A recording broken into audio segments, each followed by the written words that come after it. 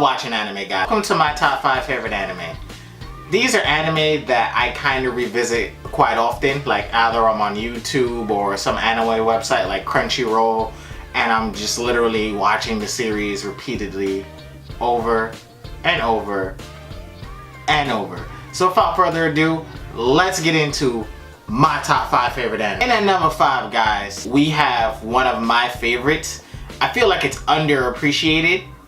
It is Axo World, which is a story about a boy named Haruyuki who is really into video games. He's a little bit overweight. He's a chubby kid in school. That's already like the punchline of every joke known to man. And I kind of feel and relate to him because, look at me.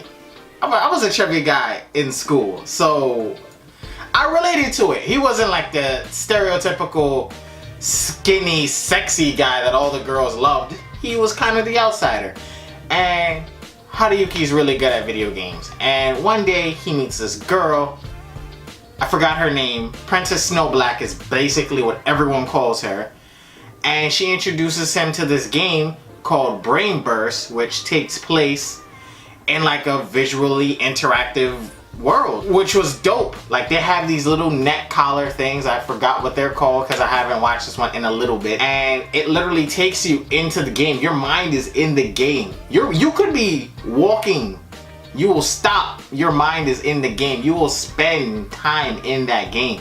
Time will pass for you like it's in the real world, which is crazy. And it's also set in a Sword Art Online universe, guys. So if that's already not a thing for you to go and watch this anime, so Axo World comes after Sword Art Online. So after this whole Sword Art Online visualization into the game thing, this is what comes next. People are implanted with computers basically in them. You are a computer. Virtual things are happening here. So if you haven't seen this anime, definitely check it out. Should be on your list. Number 4 is Irregular Magical High School, which I thought was a super dope anime. A lot of people had an issue because it revolved around these two, brother and a sister, Shiba Tatsuya and Miyuki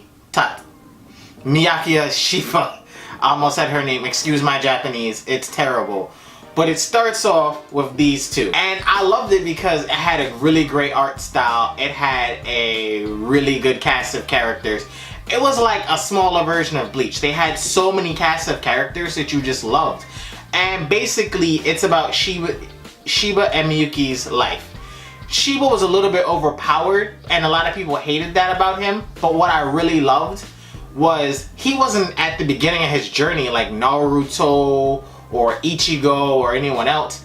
He's kind of in the middle of his journey. He's almost at the end. You're figuring out what happened to this guy to get him to this point.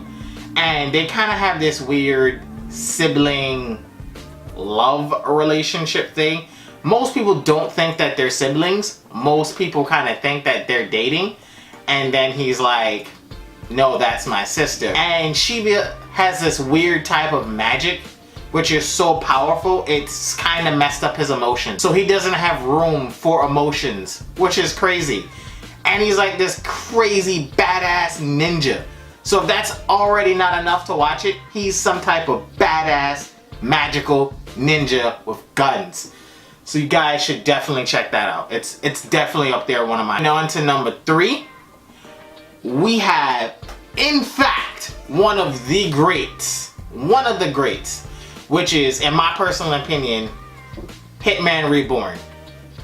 And it starts off with this guy named Suna, nicknamed No Good Suna. Suna has just been chosen to be the 10th boss of this mafia family called the Vongolia, however you want to pronounce it. And he sent this tutor to help train him to become that mafia boss. And the tutor is a little bitty baby. He's like a little toddler, but he's like the world's greatest hitman. And Suna wants nothing to do with being part of the Vongolia family. He doesn't want to be a hitman. He doesn't want to be a mafia boss. He just wants to live his life. But he realizes in just trying to live his normal everyday life, people are coming after him because they now know he is chosen to be the next Vongolia, the 10th. Vangeladechimo. And he just wants to fight and save his friends. That's all he wants to do. And he has this completely cool array of techniques where he has gloves which light flames of dying will flames is what the attacks are called. It's really dope. And my favorite attack out of there, X-Burner. Air. I love the X-Burner. It was a crazy attack. It's a series you should definitely check out. And also, side note, you should also watch Ed Alive. This is just like a bonus thing, which is also created by the same person that created Hitman Reborn. So if you liked Hitman Reborn, please also check out Ed Alive. It's very good. Slow at the beginning, but gets good at the end. Hitman Reborn started off slow and got amazing to the end. And let's move on to my number 2. My number 2, everybody knows it. It's one of the most popular animes in the world right now, taking over for Naruto. Just watching this anime makes you want to go Pulse Ultra. That was my terrible pronunciation of Pulse Ultra. But it is Boku no Hero Academia, guys. I loved it. I love it. Watching season 2 right now, I love it. I love Deku. I'm not too much of a fan of All Might, but I do love Deku. Deku's just so quirky and just so lovable. And I love the array of characters that they have in Boku no Hero Academia. I really like anime that let non-main characters shine. Like, cause you create this cast and then you're not gonna use them. I don't see the point in that. You have to let your cast shine. And basically, Boku no Hero Academia is about this boy named Deku. Well, that's his nickname that his friend called him. His name is Midoriya, but everyone calls him Deku now. He wants to be a hero, and he lives in a world where everyone has quirks, aka superpowers, and try to grow up to be heroes. But Deku was unlucky enough to be born without a quirk. And he still wants to be a hero. He's still persevering. He has great intelligence, and he wants to be a hero. So lucky enough for him, one day, he actually met his hero, the #1 hero in the world, All Might. And it turns out that All Might is looking to pass on his powers, that All Might was once quirkless as well. And he gives him the power of this quirk called One for All, which you can use it to become a hero.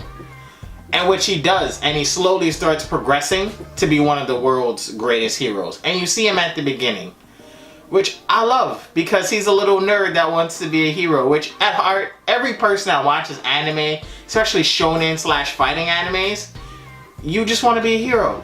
You just want to save the day and get the girl. And you know, who can fault you for that? And at number 1, guys, we got a real OG, real original bad anime that precedes almost every anime of badass. And all I have to say is, bang. That's right, Yu Yu Hakusho is number 1, taking number 1. I rewatch Yu Yu Hakusho so much on YouTube that right here in my computer, in the background, I guarantee you something Yu Yu Hakusho related is going to pop up. Yu Yu Hakusho is basically an anime about this boy named Yusuke Uramichi, who dies, but wasn't supposed to die because he did something nice, and it was so out of character. He went to heaven, there was not a place for him, so they brought him back. And in him coming back, he now has the ability, because his spiritual energy has been awakened, to see ghosts. So he gets charged with becoming the spirit detective of Earth, which basically means he has to hunt down other demons trying to take over the world, or humans doing bad things in the spiritual way. And as he progresses through the show, he really changes from a punk kid that's not used to doing nice things for people to a person that really matures and really has to understand, look, I can't go through life being a punk kid that doesn't care about people anymore. Like, I'm a spirit detective now. There are real consequences to my actions. I have people that I need to protect. My mom, my girlfriend, my friends. And he really transitions himself from a punk kid to a mature young adult, which is something I really liked. It was the mature completeness of the character from point A to the end. It was something that was just purely amazing. And it kept his attacks really simple. He could channel his energy into his finger and fire it off like a gun. Spirit Gun was one of the most amazing techniques ever, and it had one of the best array of casts. You had Yusuke. Kuwabara was the humor. He always tried to beat up Yusuke. Then you had Kurama, who was just smart, cunning, and he's just Kurama. You just can't touch him, he's Kurama. And then one of my favorites next to Yusuke, which is Hiei, cause Hiei busted out Dragon of the Darkness Flame, which was an attack that was just like, you were hit by that, that was the end of your life. It was one hit kill. But it came with serious restraints for him to use, which I loved it. I hear that the 21st anniversary, they might be bringing it back. I kinda don't want them to. I like it to stay a cult classic in my heart. If they bring it back, I like them to reanimate it to today's standards, but just leave the entire storyline the way it was. Just do that. That's all I kind of really want for Yu Yu Hakusho. And guys, I have to include this into this, which is another anime I frequently watch. It's kind of girly, but who cares? Whatever you're into is anime. Whatever you're into, guys, is Detective Conan / some people refer to it this way and know it from its English sub, which is Case Closed. You know it. You might have loved it, where Jimmy Kudo in the English version, or Soichi in the Japanese version, gets transformed into a young boy named Conan Edogawa. Basically, this anime is all about a young detective named Soichi or Jimmy, if whichever version you watched. And basically, he's a teenage detective and he solves crimes. But one day he witnesses a crime he was not supposed to witness and gets knocked out and gets drugged, and the drug is supposed to kill him. But what really ends up happening is the drug doesn't kill him, it turns him back into a younger version of himself. So in order for him to get back to his original version, he is now been temporarily kind of adopted by his girlfriend and his father, who don't know that that's him. And he's trying to make him a better detective so he can find the people that knocked him out and get the drug and reverse it to get back to his original self. And throughout the way, you see that everything is kind of connected. He meets other people that have taken the drug and reverted to childlike state, and his friends are there to help him as well. It's a really good anime. It's a little bit long, to be honest with you, but if you have the time, I also really recommend checking it out. Detective Conan / Case Closed in the English version. Guys, that's it for today. This is top 5 anime plus some bonus. Make sure to hit the subscribe button and tell me in the comment section down below what your favorite anime is. And I hope to see you guys next time for more anime related topics, cartoon related topics, and anything else. Peace. Thanks for watching.